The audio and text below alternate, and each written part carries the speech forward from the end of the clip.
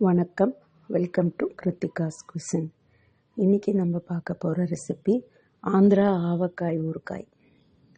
நான் ஒரு 8 மாங்காய் டி நகர் ரங்கநாதன் தெரு ரயில்வே ஸ்டேஷன் கிட்ட இருக்கிற மார்க்கெட்டில் சின்ன ரசம்னு சொல்லக்கூடிய இந்த ஆந்திரா வகை மாங்காய் 8 மாங்காய் வாங்கி கட் பண்ணி அதை நல்ல காட்டன் கிளாத்தில் சுத்தமாக தொடச்சி ஒரு 2 மணி நேரம் ஃபேனில் ஆற வச்சேன். ஒரு சுத்தமான பிளாஸ்டிக் பாத்திரம், பக்கெட்டோ டப்போ ஏதாவது ஒன்று எடுத்து அதில் முதல்ல ஒரு 3 டீஸ்பூன் மஞ்சள் தூள் போடுங்க. இந்த தட்டில் இருந்த மாங்காய் ஒரு பாத்திரத்தில் 4 பங்காக பிரிச்சுக்கோங்க. அப்போ தான் அதுக்கு தேவையான மசாலா போட முடியும். 4க்கு 1 பங்கு கடுகுத்தூள். கடுகு நல்லா வெயிலில் காய வச்சு மிக்சியில் அரைச்சி 4 கப் மாங்காய்க்கு 1 கப் கடுகுத்தூள்.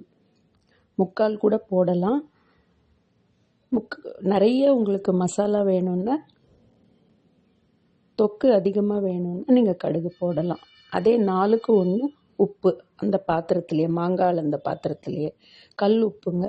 நல்லா வெயிலில் காய வச்சு போடுங்க. அப்புறம் இதுக்கு ஒரு 1/2 கிலோலேருந்து 3/4 கிலோ பூண்டு போடலாம். தோல் உரித்து போடலாம், தோல் உரிக்காமல் போடலாம். நான் தோல் உரிக்காமல் பாதி 1/4 கிலோ முதல்ல போட்டிருக்கேன். பின்னாடி கடைசியாக கொஞ்சம் மிக்சியில் அரைச்சி போடணும் மிச்ச பூண்டு.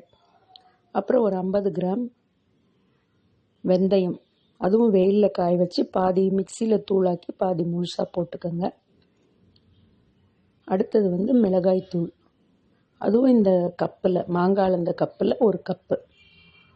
இந்த பாத்திரத்தில் தான் நான் மாங்காய் அளந்தேன். 4க்கு 1 கடுகுத்தூள், உப்பு, மிளகாய்த்தூள். அப்புறமா நம்ம இந்த மிளகாய் பல வகையாக இருக்கிறதுனால என்ன கலர் வேணால் வரலாம். ஒரு நல்ல கலருக்காக நான் யூஸ்வலாக ஒரு 50 கிராம் காஷ்மீர் ரெட் சில்லி போடுவேன். பவுடர் கடையில் வாங்கி கலருக்காக அதை சேர்த்துருக்கேன், ஒரு 50 கிராம். அடுத்தது 1 லிட்டர் நல்லெண்ணெய், நல்ல சுத்தமான நல்லெண்ணெய். நான் இதயம் நல்லெண்ணெய் யூஸ் பண்ணியிருக்கேன். அதில் 1 லிட்டர் எண்ணெயில் தொடச்சி வச்ச மாங்காயில் ஊற்றிட்டு ஒரு 1/4 மணி நேரம் அப்படியே விட்டுருங்க. அப்புறம் இந்த பக்கெட்டில் போட்ட எல்லா மசாலாவையும் ஒன்றா கலந்து விட்டுக்குங்க. கையிலையும் கலக்கலாம், கை எரியுன்ற பட்சத்தில் கரண்டிலையும் கலந்து விடலாம். இந்த ஊற போட்ட மாங்காவை எடுத்து கொஞ்சம் கொஞ்சமாக சேர்த்து அந்த மசாலா கலவையில் கலந்து விட்டுக்கோங்க. அந்த பாத்திரத்தில் இருக்கிற மிச்ச எண்ணெயும் இந்த பக்கெட்டில் அந்த மசாலாவில் விட்டு நல்லா ஒரு கரண்டியில், மரக்கரண்டியில் வச்சு நல்லா கலந்து விட்டுக்கோங்க. இந்த அளவு மாங்காய்க்கு எனக்கு 2 லிட்டரு நல்லெண்ணெய் தேவைப்பட்டது. நான் இதயம் நல்லெண்ணெய் தான் யூஸ் பண்ணேன். கடலை எண்ணெய் கூட யூஸ் பண்ணலாம். எல்லாம் கலந்து முடித்த உடனே இன்னொரு லிட்டர் எண்ணெயும் கலந்து விட்டுட்டேன் நான். கடைசியாக அந்த 1/2 கிலோ பூண்டில் 1/4 கிலோ பூண்டு முதல்ல சேர்த்தோம். இப்போ கடைசியாக மிக்சியில் ஒரு பல்ஸ் மோடில் போட்டு மிச்ச பூண்டையும் சேர்த்துக்கிறேன். ஃப்ளேவர் நல்லாயிருக்கும், அதுக்காக சேர்த்துக்கிறேன். திரும்பி எல்லாத்தையும் மரக்கரண்டியில் இன்னொரு முறை நல்லா கலந்து விட்டு, அதையெல்லாம் கலந்து வந்த உடனே மூடி வைக்க ரெடி பண்ணிவிடுங்க.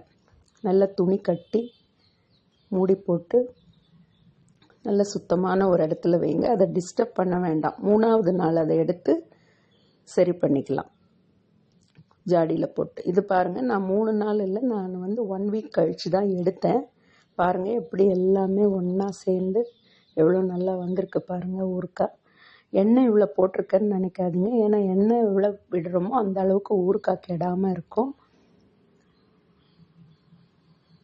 ஜாடியை நல்ல பீங்கான் ஜாடியை நல்லா வெயிலில் சுத்தமாக காய வச்சு நான் அதில் 2 ஜாடியில் பிரித்து எடுத்து வச்சுக்கிட்டேன். பத்திரமா எடுத்து ஷெல்ஃபில் எங்கேயாவது டிஸ்டர்ப் ஆகாத இடத்துல வச்சுக்கோங்க. தேவைப்படும் போது பத்திரமா எடுத்து ஒரு சின்ன பாட்டில்லையோ இல்லை குட்டி ஜாடிலையோ தேவையான அளவு வெளியில் எடுத்துட்டு மறுபடியும் அதே மாதிரி தொடச்சி க்ளீனாக மூடி வச்சுருங்க. மரக்கரண்டி யூஸ் பண்ணிங்கன்னா உங்களுக்கு நல்லது. இந்த ஊறுகாய்க்கு மரக்கரண்டி யூஸ் பண்ணால் ரொம்ப நல்லது. ரொம்ப சுத்தமாக மெயின்டைன் பண்ணிக்கோங்க. தண்ணியோ ஈரமோ கலக்காத மாதிரி பார்த்துக்கோங்க. பத்திரமா பார்த்துக்கிட்டா 1 வருஷம் வரையும் ஊறுகாய் நல்லாவே இருக்கும். இதை பாருங்கள், 15 days கழித்து யூஸ் பண்ணுறதுக்கு எடுத்தேன். இப்படி வந்திருக்கு பாருங்கள். உங்களுக்கு இந்த வீடியோ பிடிச்சிருக்குன்னு நினைக்கிறேன். டீட்டெயில்ஸ் டிஸ்கிரிப்ஷனில் தரேன். மீண்டும் அடுத்த ஒரு ரெசிபியில் சந்திப்போம். நன்றி, வணக்கம்.